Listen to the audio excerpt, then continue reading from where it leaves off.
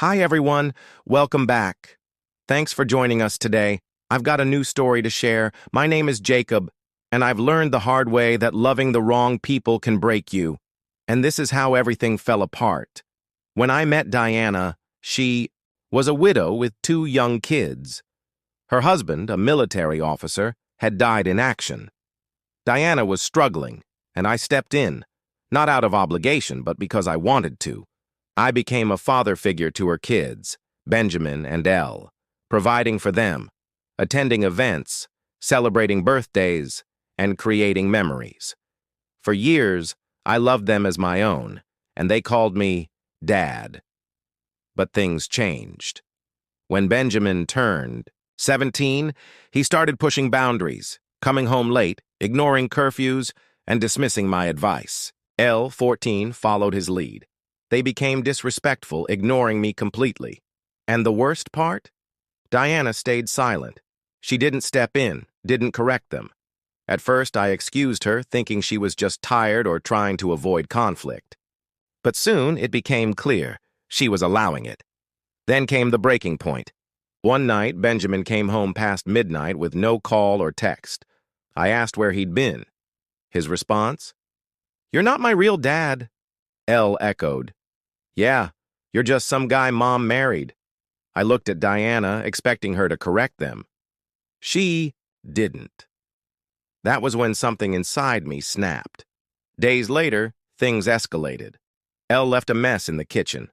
I asked her to clean it up, and she said, "Why don't you do it? It's your house, isn't it?"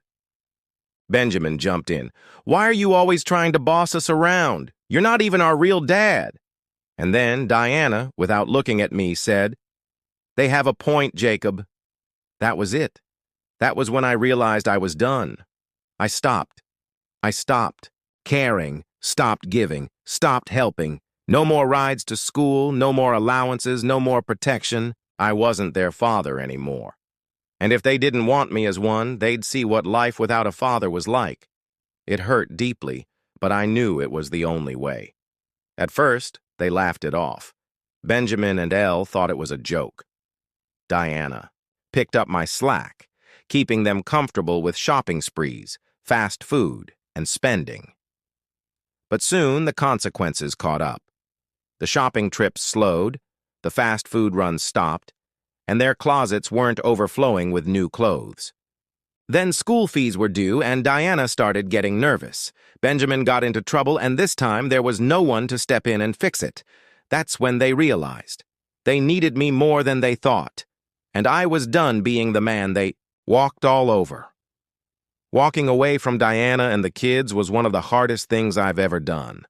Not because I still wanted them in my life, but because for so long, I convinced myself that I needed them.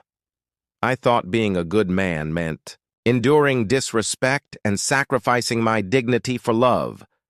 But I was wrong. A man who values himself doesn't stay where he's not appreciated. Now, I live for myself. I focus on my career, my goals, and my happiness. I spend time with people who actually care about me. I've reconnected with old friends, traveled, and started new hobbies I never had time for before. I no longer wake up wondering what drama will unfold. I wake up free. And that's how I reclaimed my life. The moral of the story? Never let people treat you like an ATM. Never beg for respect, and never waste your energy trying to prove your worth to those who refuse to see it. Most importantly, when you realize you're being used, walk away, because some people only realize your value once they've lost you. And by then, it's too late. Let me know what you think in the comments, and feel free to like and share this with someone who needs to hear it today.